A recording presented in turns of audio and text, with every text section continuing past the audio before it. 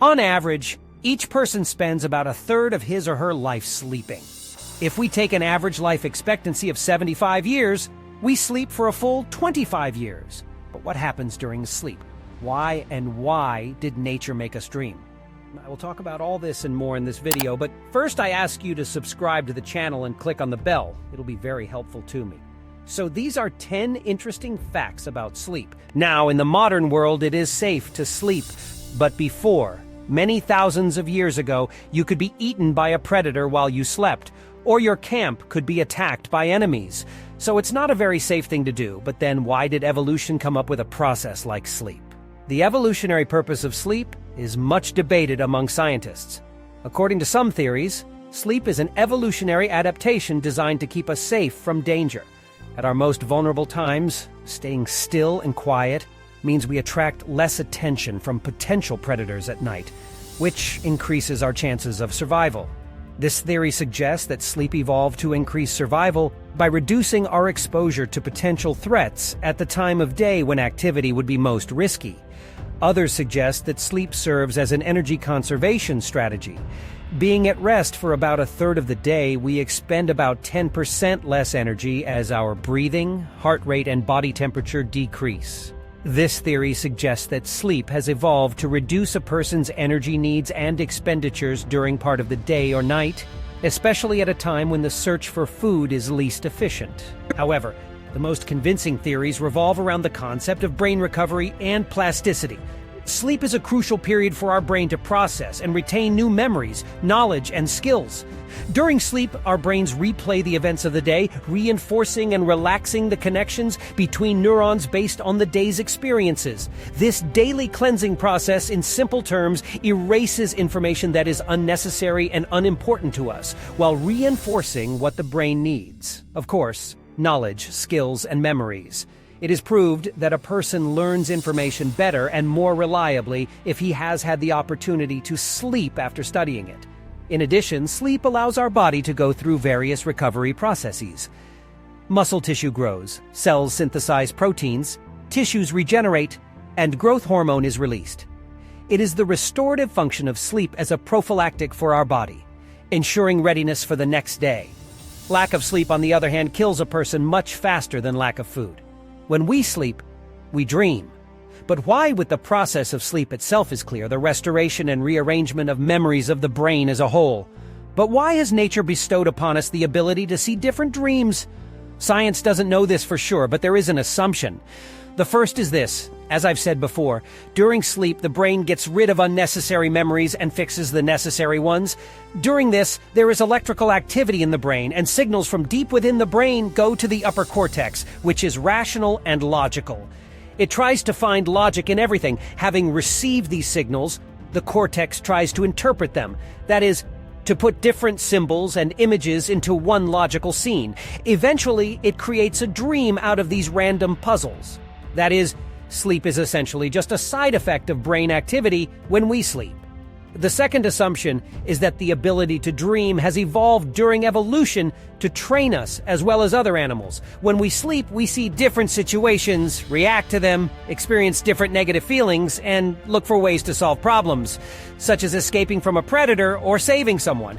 So it is possible that the ability to dream has a practical meaning and contributed to the survival of our ancestors in the distant past. I am sure that most of you are aware of such an amazing phenomenon as conscious dreaming. But you must agree that this video would be incomplete if I did not talk about it. So usually when a person is asleep and has a dream, their brain doesn't realize that it's a dream, even if you dream some nonsense at all, like riding a wild boar naked and leading an army of pink hamsters into battle. The brain doesn't think it's weird at all, it accepts it as reality. So a conscious dream is when you have a dream, but you know it's a dream. What does it give you? It gives you full control over your dream. You can create any situation, do anything, and experience sensations indistinguishable from real ones. You can fly, eat, and of course have sex with absolutely anyone. It is the latter that people who master the technique of entering a conscious dream usually do. Yes, it's not that easy, but it can be learned. The difficulty is in remembering while dreaming to realize whether or not you are dreaming, because usually a simple dream seems to be reality, and one is just floating along. There are several techniques for entering a conscious dream. The first is that you should make a habit in ordinary real life to constantly check whether you are dreaming or not. This is done as follows. You can pick up a book or any text on your phone, read one sentence, then look away and do it again. In real life, the text will be clear and will not change, while in dreams, the text is always blurred and constantly changing. Or you can look at the time, then do it again in a couple of seconds, and have to do it constantly throughout the day. Then there's a chance that the habit will work, and you'll look at the time in the dream, or you'll find in the book that the text doesn't count, or the time goes 100 times faster. Then you will realize that you are dreaming, become aware of it, and enter into a conscious dream. It is also possible to enter into a conscious dream by having the intention to do so. That is, you go to bed with a clear goal to enter into a conscious dream. But the difficulty is not only in entering this state, but also in keeping it. It often happens that you go into a conscious dream and start doing something cool there, but you quickly lose awareness and just start having a normal dream. I personally tried to practice that for a while, but I didn't have much success with it. Awareness was always quickly lost. By the way, there are special devices that help with this. It is a special mask that you put on before going to sleep. It is triggered when it detects that the person has entered the phase of rapid eye movement. That is, when you are dreaming, a voice message is then played. Like you see the dream, you start to control it. This sound you will hear in the dream. So this will help you become conscious and enter into a conscious dream. The dream is a completely real phenomenon that has nothing to do with mysticism or magic. Some esoteric teachings, such as those of Carlos Castaneda, present lucid dreaming as a way to exit the body and travel to other worlds. However, there are communities on the internet and various forums where people who are passionate about conscious dreaming talk to each other and share their experiences. But really, it's just fiction. People just want to believe they've met in a dream and are fantasizing together. In a conscious dream, the mind of the person in it can communicate with people in the real world. When one is in a dream, one's physical body remains motionless except for the eyes. The eyes move in the direction he moves in the dream. For example, if you look to the left in a conscious dream, your physical eyes, which are under your closed eyelids, will also look to the left. This is a trick that the greatest researcher of conscious dreaming, Stephen LaBerge, used to experiment with. He had a group of test subjects who had a technique for entering conscious dreams. He gave them the task of wiggling their eyes left and right a certain number of times as they entered a conscious dream. The movements of the sleeper's eyes were recorded with a special device, and a device for recording brain activity was placed on the head. This allowed the researchers to accurately determine that the subject was asleep and was indeed in a state of conscious sleep. The subjects gave previously agreed signals with their eyes. Moreover, the researchers whispered questions into the subjects' ears, and they heard them in their sleep and could answer them with their eye movements without leaving the dream state. About 10 years ago, a terrible story began to spread across the expanses of the English-language internet called the Russian Sleep Deprivation Experiment. The text became incredibly popular. In a nutshell, in the 1960s in the USSR, a terrible experiment was conducted on several political prisoners. These people were placed in an airtight chamber with a special gas that kept them awake by keeping them awake at all times. The researchers planned to keep these people in the chamber for a month and see what would happen to them. The results of this experiment were eerie. For the first 5 days, the subjects behaved normally, but then their conversations became increasingly morose. After 9 days, one of the men started screaming profusely and did so until his vocal cords were completely ruined. When the other began screaming, the others prevented the explorers from looking inside by gluing cut-out book pages and their own feces to the porthole windows. Several days passed, during which the researchers were never able to look inside, and there was complete silence in the chamber. The researchers used the intercom to see if the subjects were alive, and received a brief subject response expressing consent. On the 15th day, the researchers decided to turn off the gas supply to the chamber. Consequently, the subjects began to express violent discontent, fearing that if they fell asleep, they would die. Researchers were able to look inside the cell and see that the subjects had inflicted terrible injuries on themselves. They had peeled off their skin, exposing their muscles, practiced self-catalysis, and eaten one of their cellmates. Researchers were able to subdue the subjects and examine their brains. The research showed that their brains partially died, although they continued to live. Eventually, the test subjects attacked the guards and killed 2 of them. And then they were shot using a large amount of ammunition. As you might guess, this story is fiction. Link: sleep deprivation does not lead to such consequences. People do not turn into monsters. But what actually happens to a person if he is deprived of sleep for a long time? Such experiments were conducted in 1965. A young American student named Randy Gardner stayed awake for 11 days, watched by 2 scientists. He decided to conduct such an experiment on himself. On the 2nd day of being awake, he had difficulty focusing, and on the 3rd day, he lost the ability to gropingly identify the object he was holding in his hand. On the 4th day, he became incredibly irritable. Then he began to hallucinate. After the experiment ended, he was able to make a full recovery with no health consequences. In 2014, a soccer fan stayed up for 2 days to watch all the championship matches. He died of a stroke.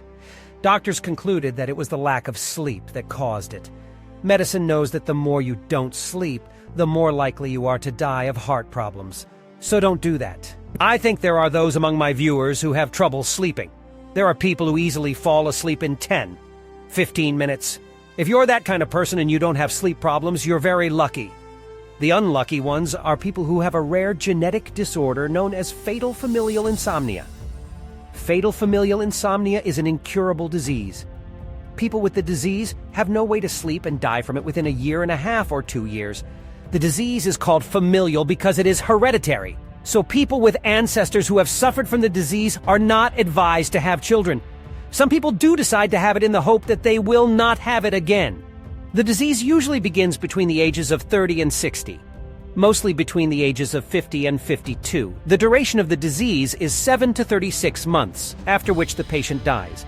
The disease process can be divided into 4 phases. During the first phase, the patient has trouble falling asleep, which causes panic attacks for fear of not falling asleep. In the second phase, hallucinations appear and panic attacks intensify. In the third phase, the person completely loses the ability to sleep, rapidly loses weight, and this phase lasts about 3 months. In the fourth phase, the patient loses the ability to talk and walk, being in a constant state where he could fall asleep but cannot. The patient disconnects from reality, and this phase can last for about 6 months. After that, the patient dies anyway. Sleeping pills don't help because changes in the brain caused by genetic mutations lead to a complete loss of the sleep mechanism. It is an extremely rare disease. So far, only 42 families from different countries have been described in the scientific literature with this disease. Imagine how you would feel if you were diagnosed with this disease, that you would lose the ability to sleep and stay awake for about 6 months or even more, and then die anyway. In a video about sleep, we certainly cannot ignore such a phenomenon as sleepwalking. This phenomenon intrigues scientists and lay people alike. Sleepwalking is a behavior that can range from harmless to potentially dangerous. It is estimated that about 18% of people sleepwalk at least once in their lives. But what is sleepwalking, or to use scientific language, somnambulism? Sleepwalking occurs during the deepest phase of sleep, also known as slow-wave sleep. During this phase of sleep, the activity of the frontal cortex, the center of consciousness, thinking, and decision-making in the brain, is reduced. If a person is woken up during this phase, they usually appear drowsy, but then fall back asleep or wake up completely. The sleepwalking episode is an extended and extreme version of this intermediate phase. During sleepwalking, the prefrontal cortex remains asleep, so the person is deprived of rational judgment and control over his actions. However, other parts of the brain remain active. As we know, the body is capable of performing many actions without the involvement of the frontal cortex. Lunatics can perform simple tasks, such as walking or eating, and on rare occasions they can handle more complex tasks, such as cooking and driving. Physical needs, such as eating or sexual desire, can sometimes drive sleepwalkers. During some episodes, the brain is stimulated to enter a fight or flight state if the person senses impending danger. He may scream, cry, or jump out of bed. These episodes are called episodes of night terror and are common in children, usually caused by natural causes. Somnambulism is more common in children, perhaps because their brains have not yet matured the control zones for the transition from sleep to wakefulness. The exact mechanism that causes sleepwalking is still unclear.